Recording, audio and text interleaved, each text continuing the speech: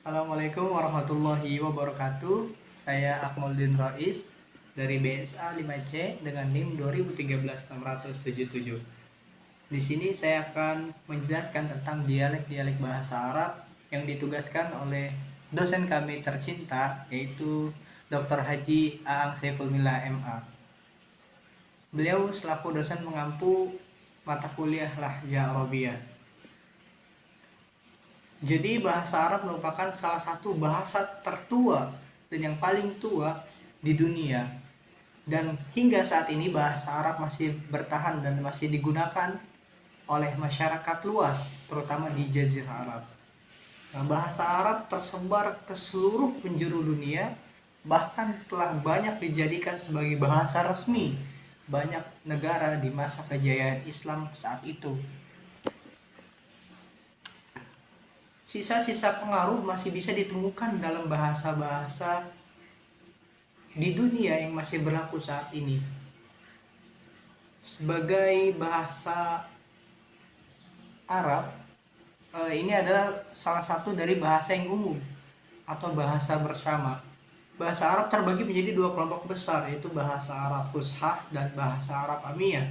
Bahasa Arab Fushah itu adalah bahasa Arab resmi, formal, yang biasanya banyak digunakan dan dipahami oleh seluruh orang Arab, terutama di kalangan para pejabat dan alimin ulama. Ia digunakan dalam forum-forum resmi, bidang kebudayaan, bidang keilmuan, seni, puisi, prosa, dan surat-surat kabar, serta di dalam buku-buku yang biasa ditulis oleh para pengarang bahasa Arab. Kemudian bahasa Arab Fusha ini berasal dari salah satu dialek yang paling berkuasa di antara dialek-dialek bahasa Arab yang ada, yaitu dialek Quraisy.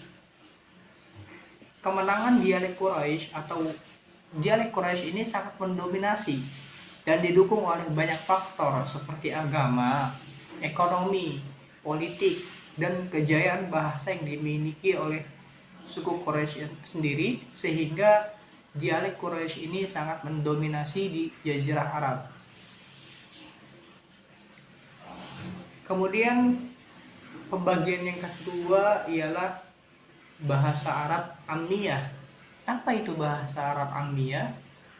Bahasa Arab Ammiyah merupakan bahasa-bahasa yang biasa digunakan dalam kehidupan sehari-hari masyarakat Arab, bukan bahasa dalam forum resmi atau ilmiah.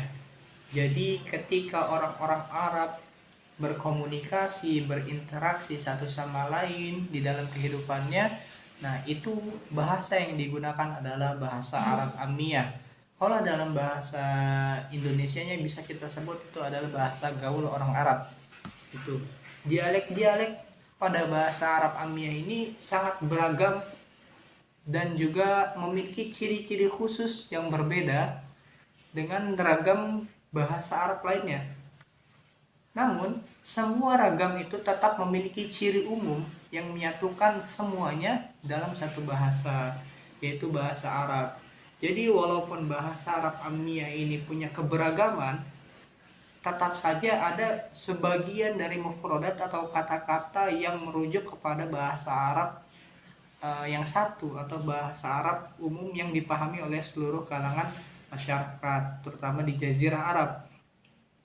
Dengan dasar itulah, di sini saya akan membahas hal-hal yang berkaitan dengan dialek-dialek yang terdapat dalam bahasa Arab. Karena perlu untuk mengetahui apa itu dialek, terus penyebab kemunculan dan perbedaan dialek itu, serta aspek-aspek perbedaan dialek. Pengertian lahja, kita bahas dari definisi lahja terlebih dahulu. Pengertian lahja atau dialek ini secara etimologi seperti yang dituliskan dalam karangan Ibnu Manzur dalam karangannya berupa Lisanul Arab. Kata lahja itu bermakna gemar dengan sesuatu, atau juga bisa kita sebut menyanyikan atau mengucapkan dan membiasakannya. Sejalan dengan makna ini, dalam Kamus Al-Munjid disebutkan pula bahwa lahjah berarti bahasa manusia yang menjadi karakter dan dibiasakan olehnya. Dari makna etimologi ini bisa kita pahami bahwa dialek merupakan sebuah ragam bahasa yang lebih disenangi, lebih bisa dipraktekkan, dan lebih mudah untuk diujarkan oleh setiap orang atau setiap masyarakat atau setiap komunitas bahasa tertentu dalam kehidupan keseharian mereka. Dialek bisa menjadi ciri khas bagi seseorang atau suatu komunitas bahasa tertentu karena dialek sebuah qabilah atau sebuah suku menurut Iskandari dan Anani merupakan bahasa suku tersebut yang di dalamnya terdapat ujaran yang tarqiq atau menipiskan, atau juga ada yang tafkhim menebalkan, atau ada yang tatsmim menyempurnakan, atau ada yang tarkhim memerdukan, atau ada yang alhamz menekan, dan masih banyak lagi. Adapun lahjah secara istilah atau terminologi dalam Kamus Longman diartikan bahwa sebagai variasi dari sebuah bahasa yang dipergunakan di suatu bagian dari sebuah negara yang variasi itu berbeda dengan variasi-variasi lainnya dari bahasa yang sama dalam sejumlah kata atau gramatikalnya.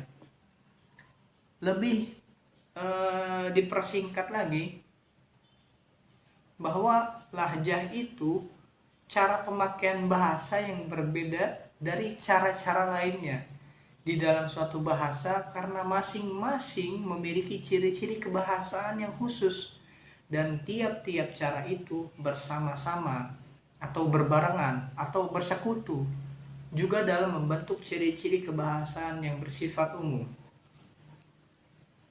Definisi tersebut sangat relevan dengan definisi yang diberikan oleh Anis sebagaimana bahwa dialek adalah kumpulan sifat-sifat kebahasaan yang dihubungkan dengan lingkungan tertentu, yang dalam sifat-sifat ini semua individu dari lingkungan tertentu itu saling berkesinambungan.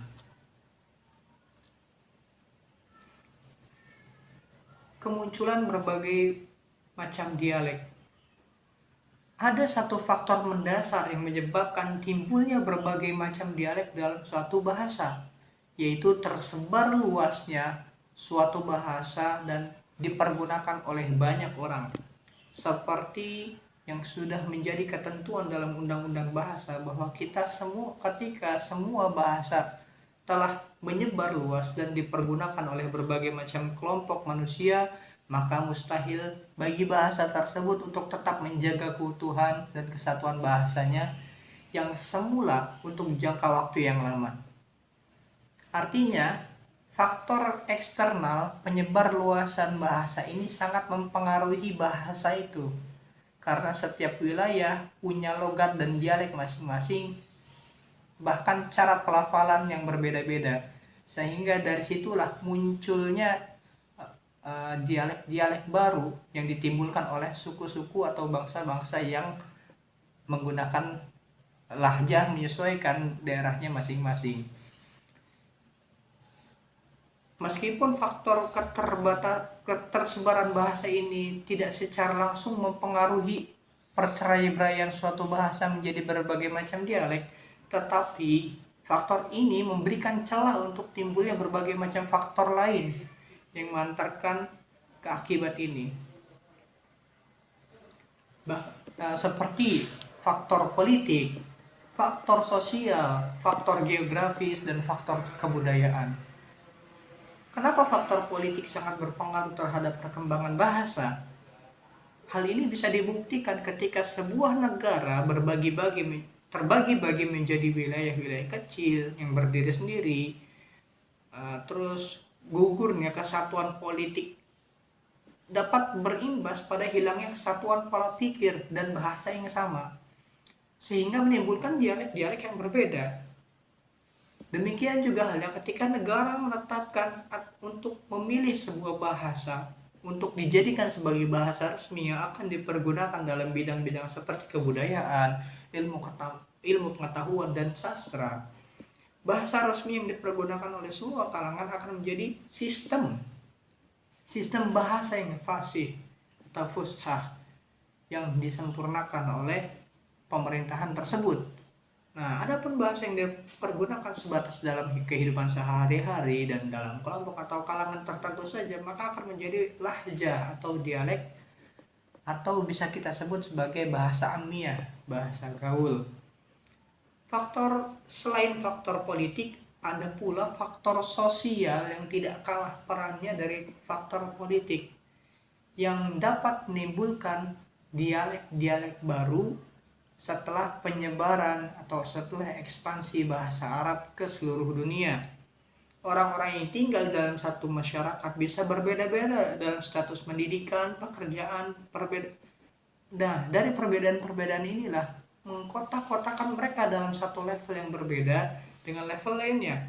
Dan level-level mereka ini berpengaruh pula pada bahasa yang mereka gunakan.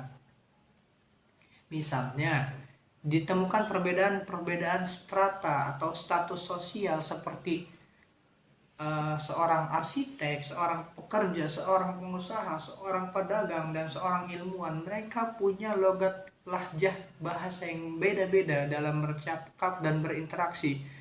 Karena perbedaan inilah mengakibatkan ungkapan-ungkapan bahasa yang mereka pergunakan dalam keseharian mereka itu berbeda pula.